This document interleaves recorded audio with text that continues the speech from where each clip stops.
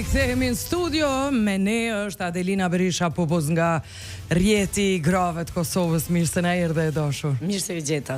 Si je sot e diel, sot a me familje, a me angazhime të punës? Me angazhime qytetare, me dalë me votu, kemi pasur. Ke votu? Po, i kemi kryer obligimin qytetar, duhet ta përfundojmë.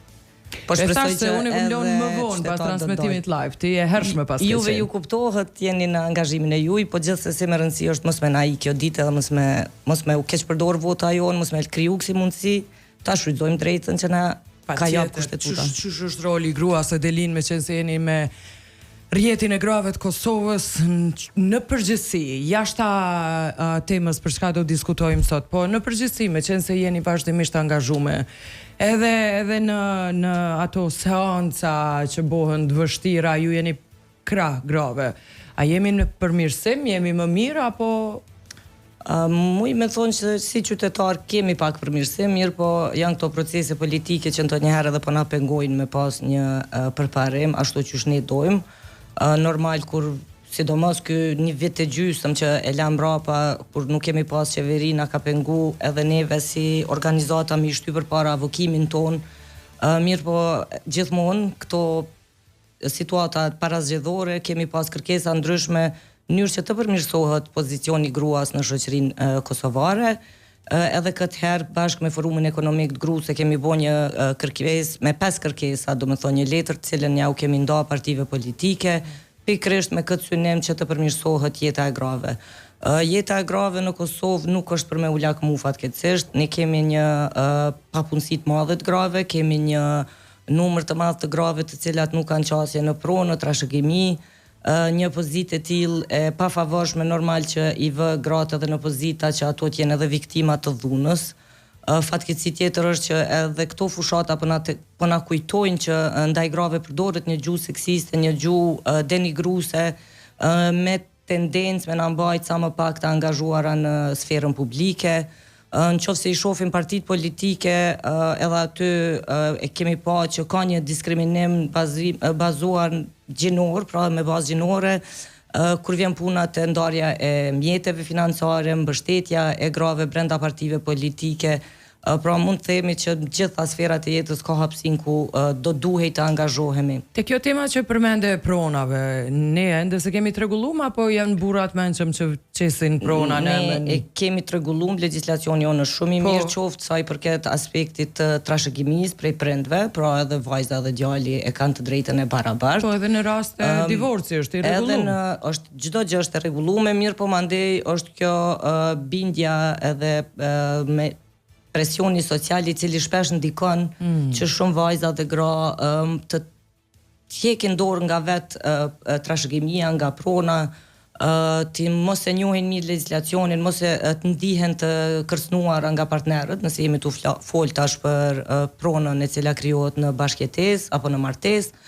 Edhe kemi pas raste ku është tentu me u ndryshu pronësia në mënyrë që gratë mos me marr drejtën që ju takon. Veçanërisht e rastet e dhunës, ne kemi një fatkeqësisht jemi pak shoqëri ende patriarkale, ende nuk e kuptojmë rëndësinë e vurjes së pronësisë në emrin ton, ndoshta ndonjëherë edhe lihet me qëllim, pra në rastet ku kemi pa kur ka ardhur puna te divorci si pasojë e dhunës, ta zëm djemt kanë thënë mandej, ose këta burrat këtyre grave kanë thënë që unë s'kam asnjë pronë, këti takojnë babës, edhe baba normal dele mbron djalin, në mënyrë që nusja, gruaja mos me pas drejt në atë pronë. Këtu atëherë është edhe roli i neve si organizata që i këshillojmë këto gra, i njoftojmë për drejta që ju takojnë, po ka edhe institucione shtetërore të cilat mujnë me ndihmu që janë agjensitë për ndihmë juridike falas, që e kanë këtë obligim i këshillu ligjërisht gratë në aspekte kur ato ju bëhen shkelje në të drejta civile. O besimi në institucionet tona është rriti grave, se kam pas një lloj hezitimi prej raportimit polici. Po, nëse i shohim dhënat e raportimeve të dhunës, ne kemi një rritje nga viti në vit, ne po shpresojmë që kjo e shpërfaq këtë rritjen e besimit në institucione. Po njëkohësisht është bërë një punë e madhe nga edhe shoqënia civile me i promovu rolin e këtyre institucioneve. gjithashtu edhe me promovu llogaridhënie nga këto institucione. Pra, mos me u dorëzu nëse një polic, një zyrtar policor nuk ju trajton mirë, gjithmonë duhet me ditë që ka instanca manal brenda institucionit policisë, brenda inspektoratit policor, të cilat e kanë obligim me u siguru që një rast është trajtuar ashtu siç duhet. Mirë po pa qenë i përfshim në raste fatkeqësisht si qytetari thjesht nuk i njeh të gjitha këto procedura, gratë zakonisht kur ballafaqohen me institucione atëherë dhe e krijojnë përshtypjen qoftë për të mirë qoftë për të keqe. Ideale është që institucionet me bëj punën qysh ju kërkon korniza ligjore, në mënyrë që gratë mos të ndahen të dëshpëruara, po ka pas edhe raste ku për shkak të mos reagimit institucional ndonjë rast në qoftë i dhunës të përfundoj për shembull edhe me fatalitet, edhe rasti me u trajtu në mënyrën më të keqe të mundshme. Por në anën tjetër kemi edhe burra që janë ma të matun edhe ma të matun, ndoshta që shohin rolin ma të fuqishëm tash të institucioneve dhe kanë kujdes.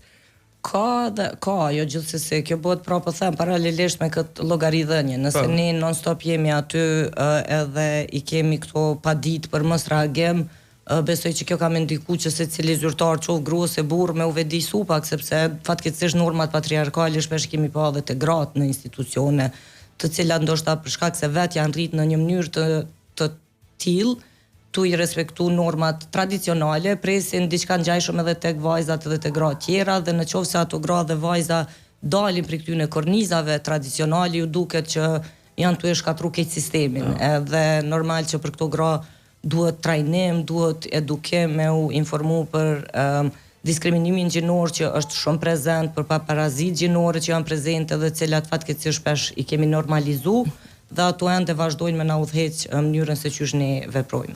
Dalim te procesi ku jemi, te aktualiteti, edhe ajo tema aktuale e përditshme, por lidhur me këtë proces zgjedhor. Instituti Demokratik i Kosovës tha më herët se në 16% të vend votimeve nuk ka asnjë grua komisionere. Do të thotë qysh nga kjo na lën me kuptu se ku janë gratë. Do të thotë që nga përfshirja në këto pozita që pothuajse nuk janë as vendimarrëse, ne po e shohim që gratë diskriminohen. E lere më kur vjen puna në detyra dhe pozita të cilat janë më vendimarrëse, aty edhe më shumë gratë diskriminohen. Po, ndoshta edhe nuk kanë interesim gratë për me u bë pjesë e këtij procesi. Po duhet me analizu pse gratë nuk kanë interesim. Ne shpesh, sidomos zgjedhjet e fundit, fatkeqësisht e la një shije shumë të hidhur sa i përket procesit tërë ku pam se shumë komisioner kanë qenë përfshirë në afera të vjedhjes së votës, keqpërdorimit të votës, shumë qendra u rinumruan, u hetuan, dhe tërë kjo mundet me pas një ndikim që dikush të hezitoj të bëhet pjesë e Komisionit Qendror Zgjedhor dhe të angazhohet në këtë proces zgjedhor.